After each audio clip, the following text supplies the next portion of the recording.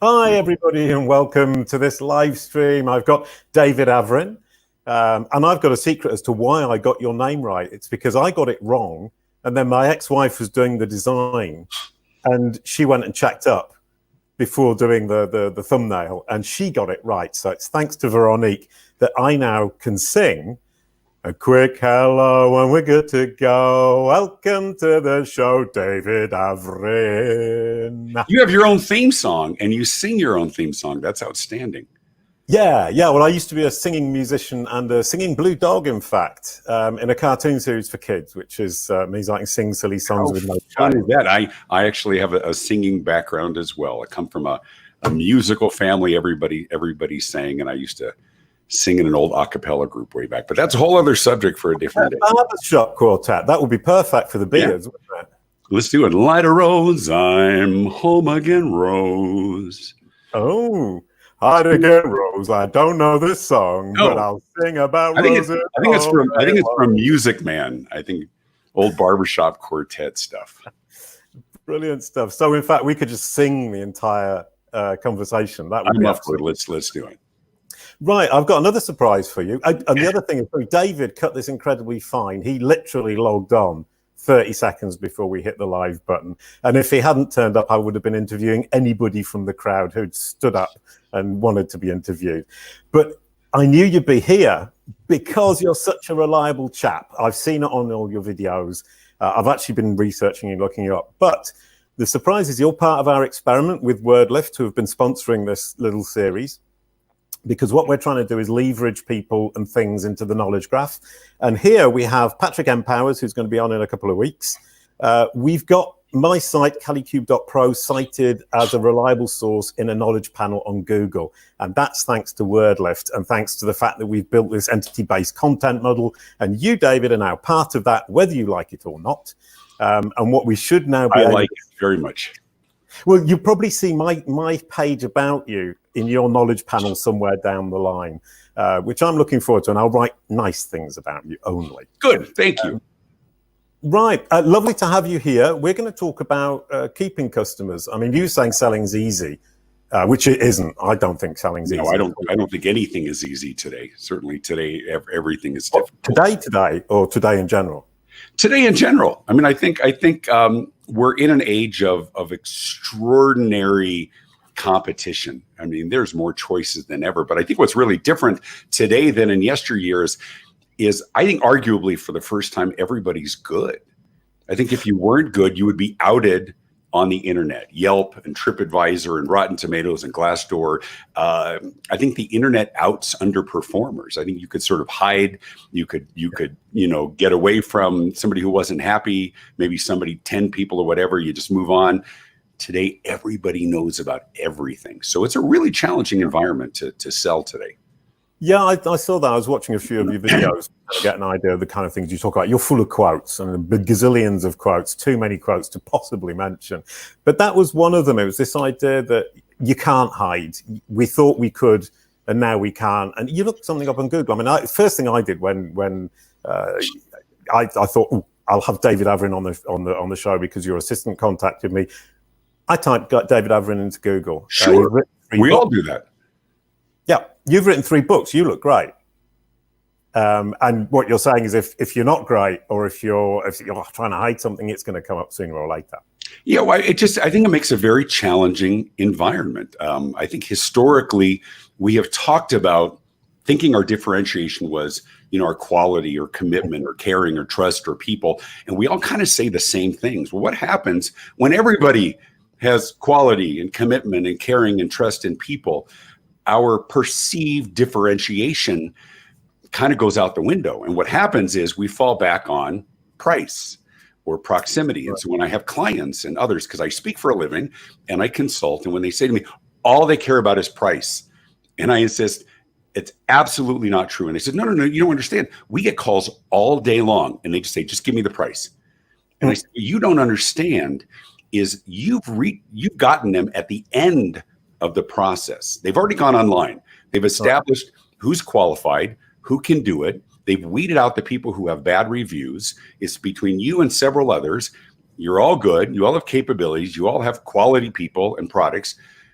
And you're right, it is about price, but only because they've established that everything else is the same. One of the things I talk about on stage and in my books and otherwise is what I call the 4 most dangerous words in business, which are all things being equal.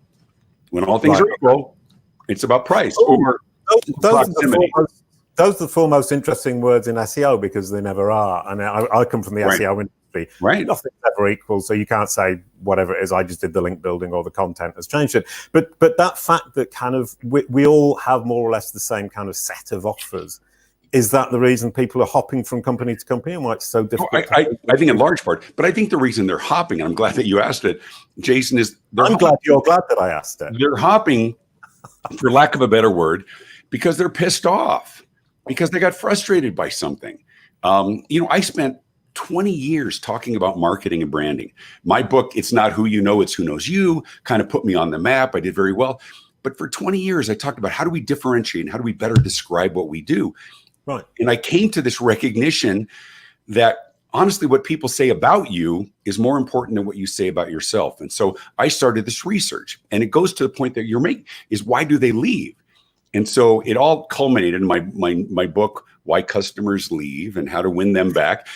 4 languages. Yes, I plugged my book, but the whole point is I kind of started doing research and anecdotal and otherwise and talking to people like, what frustrates you? And it was the same things over and over. You can say, listen, your call is very important to us. And then you put us on hold for 45 minutes and we know that was a lie, right? If it was important, you would have staffed appropriately. Or they say, yeah, but it makes it worse. If you say it's important and then you demonstrate that it's not, that makes it even worse, the fact that you even tried to pretend that it was. Or we try so hard to attract clients and customers. We want to get them on the phone. We want to get them to our website. And then we get them to our website and there's no phone number. Like I talk to people all the time. We go through a website. There's no freaking phone number like anywhere. They made a conscious decision. We will not let our customers call us. Like literally, are you that good? You wonder why people leave? We leave because we get frustrated, because there's points of friction, as we say in the industry, or delays, or somebody doesn't get back to us, or it's hard to find what we have. And it's kind of frustrating because there's some really wonderful companies and wonderful people and wonderful products. And there is this inflexibility. They say no to things. It's hard to get a hold of people. We have to wait for the things that we want.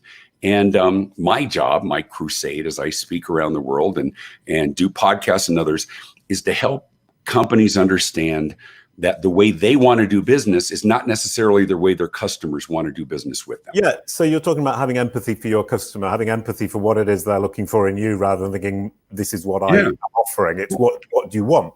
And they think they do. And I give them credit. I mean, business is hard, right? We're working really hard. We try and think there's so much out of our control, right? We can't control the economy. We can't control pandemics. We can't control governments, and certainly can't control our competitors. So what we try and do is we try and control everything that we can. Here's the customer's journey.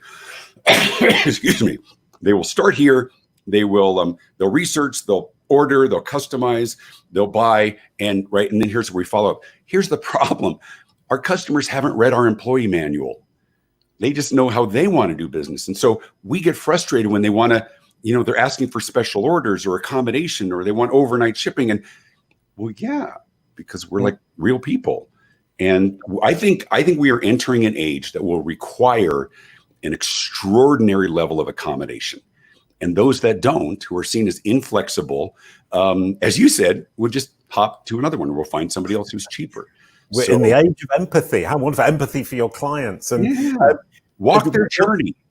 Yeah, and one thing I was kind of looking at and thinking about is this idea: people found out all about you before they even start buying something. That's from looking up on Google. Google's recommending you have to look good on Google when somebody looks up your brand name or your product or your personal name.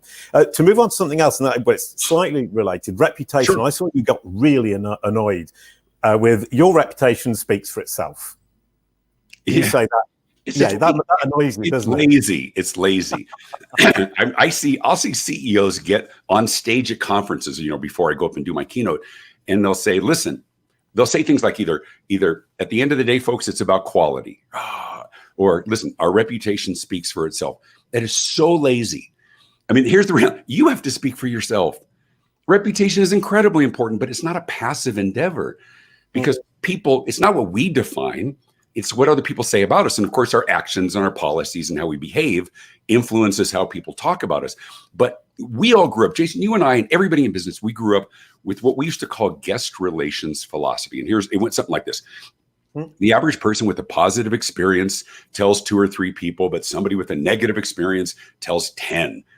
None of that is true anymore. Today, we tell thousands. We tell millions. Like, just drag a paying customer off your airplane. See if that spreads, right? We tell everybody about everything. So it's incredibly important. We can't say our reputation speaks for itself. We have to decide internally who we want to be. We have to make sure our actions match that. We have to make sure we communicate it. We encourage people to post positive things. And those who post negative things, we need to reach out to them with a full heart and say, what can we do to make it right? Yeah, and because that'll kill a business. It'll kill a business, bad reviews online. Sure. I mean, I think people are beginning to understand that, and we're getting to that point. But it is really saying, who do we want to be? And as you rightly said, how do we get that message out there so that wherever the touch point is, whether it's on social media, on Google, on our site, wherever it's going to be, how can we make sure that it's going to be a positive touch point and it's going to represent what we want as a brand? Right. Well, we have to walk that journey. You talk about empathy. I mean, literally call your own company. Literally try and order from yourself, pretending you don't know how to do it because your customers don't. And here's what we saw during the pandemic, and I assume that this recording will live on. We've seen companies look internally and say, how can we become remarkably easy to do business with? Can we take a 9-step process? That's the way we've always done it, and our industry does it. Can we find a way to simplify it and make it a 5-step process? That alone gives you competitive advantage. How many people's businesses are optimized for speed? We don't think about it. We think about quality or whatever else. It's crazy. Right now, because everybody's good, people hyper focus on any point that might frustrate them. And then they either use it as an excuse to go somewhere else, or they tell everybody. So it's kind of taking a step back. But I love the organizations that are saying, all right, let's rethink this. Right? Isn't that the essence of disruption? I mean, disruption is saying, let's ask some different questions. Is that the way it should be done?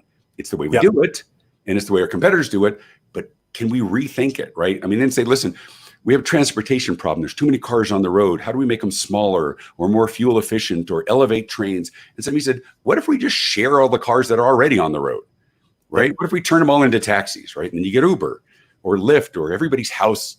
Maybe that's a hotel. And then you get Airbnb, right? I was going to say, you've invented a new business, but you haven't. It's already been done. It's already been done. So we've got our steps down to from 9 to 5. We've got people confidence because we're really great on social media and everyone. We're not throwing people off the planes, which would be a good idea. In general, is that American Airlines? Just to really rub it in? No, it was United, but. To be honest, I'm in Denver, Colorado. It's a United hub. I'm rooting for United, but every time their CEO comes on and says, listen, this is not who we are. It is who you are because that's how your people are behaving. And that's the hardest thing. The bigger you get as a company to manage, and you could have $1 billion company and a moron 16-year-old, and I can say that because I have a 16-year-old who takes a hamburger bun and wipes it on the floor and serves it, and one of his friends puts it on Snapface or Link Chat or something else. How do you control? It's hard. It is a hard time, but it's also hard for your competitors. So we try and control what we can and try and make sure that we, once again, are remarkably easy to do business with. There's a lot of our colleagues who talk about, today it's about creating wow moments. I don't think most businesses lend themselves to wow moments. If you have an electronic part that you're creating that goes into an electronic, device, there's not a lot of wow moments. But you can be really easy to do business with. My immediate thought was, I had a nail that you nail into the one. Then I immediately thought, that's not a wow, it's an ow moment. Anyway, sorry, we've got our customer, and then the question of the day was, how do you stop them hopping? Well, first of all, and I talk about this. Did I mention that I have a new book, Why Customers Leave? But I talk about 24 different reasons, and one of them is that we tend to spend a lot of time on the customer acquisition part and very little on the retention part. So the salespeople make a lot of money, the customer service people make a little bit of money, and we try and even try and extract them. We try and do chat bots and push people to frequently ask questions and automated something. Retention should be a huge priority because we know it costs more to get a customer than to keep a customer. And so I think one of the ways that we keep them is we remind them how much we appreciate them. We continue to incentivize the purchases instead of just giving incentives to new customers. And we got to love up our customers. I think we tend to take them for granted. And one of the things I say all the time is there are no shortage of companies that would love to take your longtime customer and convert them into their first-time customer. So they begin wooing. One of the exercises when I consult is what are we doing to woo our customers long-term? The things that we did in the first 3 months, are we still doing it a year later? Okay. And so those we've got wow moments and then woo moments afterwards. So the wow moments you're giving me great content here, Jason. I'm going to write that down. That's awesome. You can have the ow moment as well with the nail if you want. Yeah. And so I've now got two things. I mean, sure. One of my hobby horses in SEO is something Judith Lewis was talking to me about a year ago, is very few sites or very few brands, have answered the questions of their clients on their site. They forget about them once the sale is made. And then what people then do is search on Google instead of searching on the company site for the answer to their problem or their question. And they get the answer from a forum or a review site or a competitor. That's a big missed opportunity, actually making your frequently asked questions for customers, clients, existing clients, much better and much more findable. Yeah. Well, what we do is we talk about ourselves, which is not a bad thing. But there's a classic exercise. This takes me back 30 years in my career, where you take a yellow highlighter in one hand and a green highlighter in the other. And everything you say about yourself, you highlight in green. And everything you say about your customers and their needs and everything, you highlight in yellow. And there's supposed to be more yellow than green, but there isn't, because we talk about our quality and commitment and caring and trust in people. And it's about us. Now, there has to be a certain amount of content, as an SEO person, you know this, that establishes our credentials and capabilities. But people have to identify, like within 5 seconds, oh yeah, that applies to me. So while we have taglines or strap lines, as they say in the UK, what we often don't have on our websites is a headline. Are you tired of blank and blank? Did you know that 80% of the people in your category do blank, right? Did you know whatever? The things that really make them self-identify. They have to look at the site very quickly and go, that's what I've been looking for. Finally, somebody gets it, right? And that's writing with empathy once again. It's empathy for the other person rather than I, me, mine. And another thing, Carl Gillis, I talked to him about a lot, and he's saying the number of times you'll find the word I on a page. And I use Control F to count the number of times as opposed to the markers because I'm lazy. But about us pages, we are the best company in the world. We love blah, blah, blah, blah, blah. We. And I got a client to rewrite and I said, can you reduce the number of we's? You've got 50 in a page. Can we get that down to 20 and have some U's in there? And you can write an about us page and not just talk about yourself. Right. And it's not the exercise to just try and stop saying we or I. I remember in school, thank you for correcting me. We used to have to do creative writing in school when I was in high school here in America. And you come back from summer break and they want you to write like a 1,000-word essay about your summer, but you couldn't use any pronouns. So not I, me, my. And of course, all the kids were like, I can't do this. It's impossible. But the exercise was... You do a good 16-year-old, by the way. That was a great 16-year-old. Whatever, Dad. God. No, trust me. I also have a 25-year-old and a 20-year-old. It's amazing that I'm smart enough to even tie my shoe because I'm so stupid right now to my kids. Well, I think you're clever, but I'm not 16. Thank you. But it's not just an exercise of reducing the we's. I think, as you said, it's about shifting the focus to understanding what we call DLOC, DLOC, a day in the life of the customer. Do we understand what they're going through?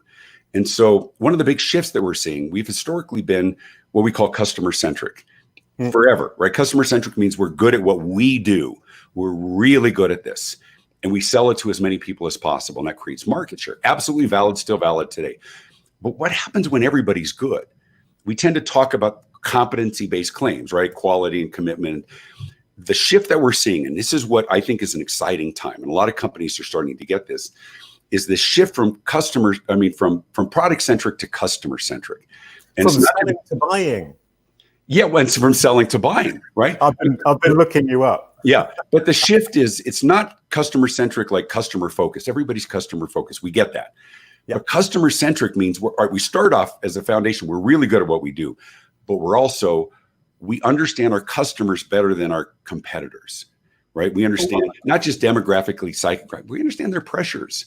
What have they gone through during the pandemic?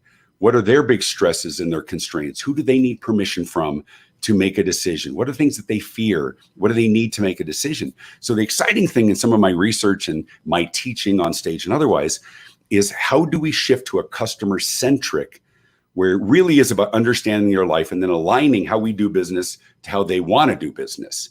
And like I said, it's a little bit hard because we have a way we want to do business, and we just have to be far more accommodating. A young woman is at a restaurant, and she's with her girlfriends, and she orders a chicken Caesar salad and said, can I get shrimp instead of chicken?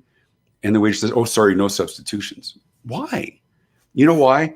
Because he didn't want to figure it out, and the cook doesn't want to do it. You know who doesn't care what the cook wants to do? Oh yeah, everybody.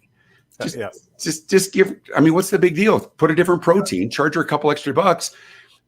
But we have to change into that mindset, because not only will she not come back because she thought it was fine, we lose the lifetime value of that customer. Sure. And she may go online and complain about us when it was a simple accommodation. So part of my mantra, part of what I'm hammering organizations, is recognize how many times you say no to pretty simple things and find a way to say yes, or at least offer, at least here's what I love this phrase.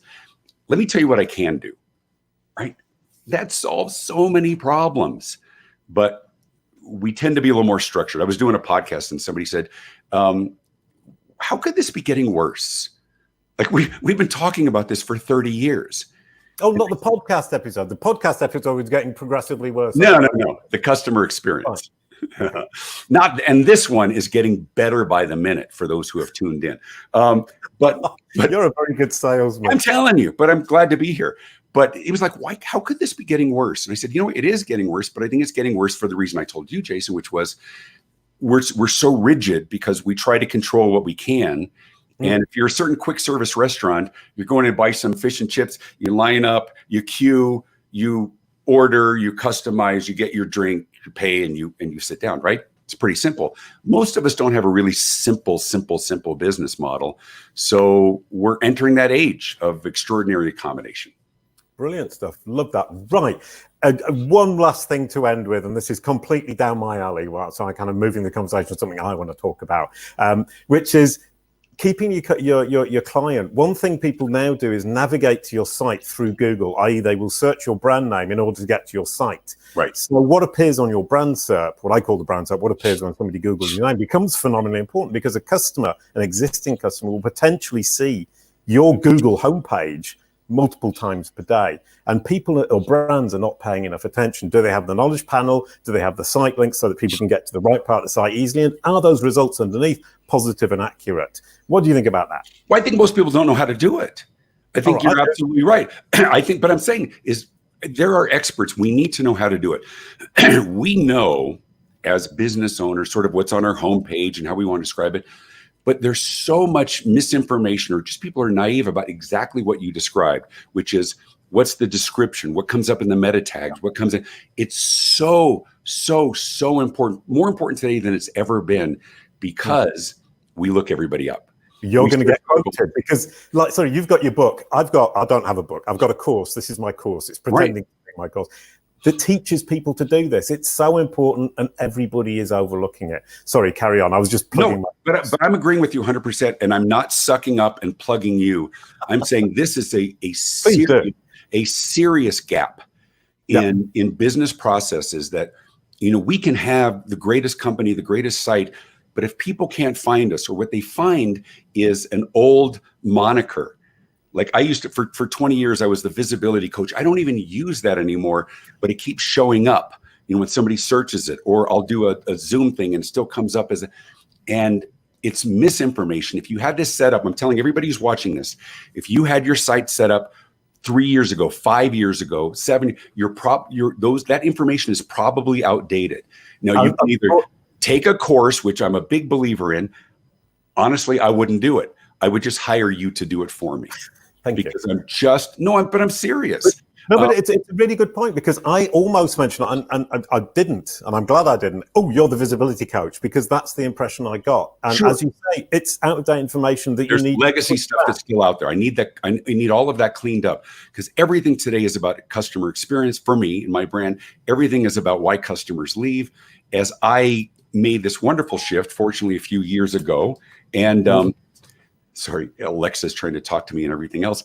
But legacy stuff sits out there. Same thing if you have I'm having my website completely redone. It'll be done in a week. If you haven't redone your website in 2 years, you're outdated.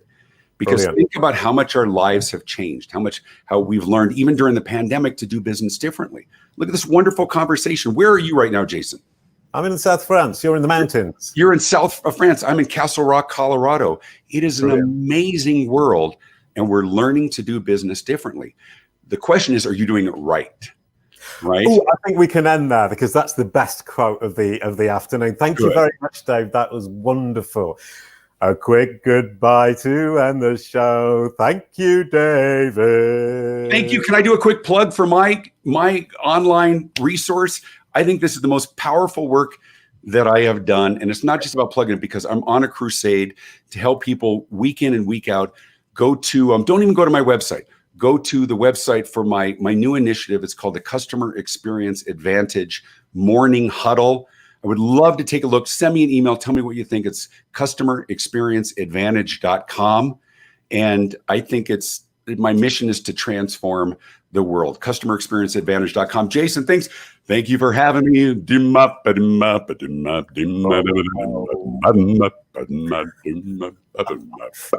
Right, the next one we'll do a duet on. We'll do it. What's the Blue Ridge the Blue Ridge Mountains of Virginia, on the trail of the lonesome pine. That's Laurel and Hardy. Sorry, I had to sing. There's so many. Elvira, giddy up, boom, pop, mow, mow. See, this also humanizes us, doesn't it? I love it. I love going live. I love to have a chance to have a great conversation. Great to connect with you, my friend. Let's talk again soon. Absolutely perfect. Thanks a lot, man. Bye-bye, everybody. Thank you for being here. Thanks, guys.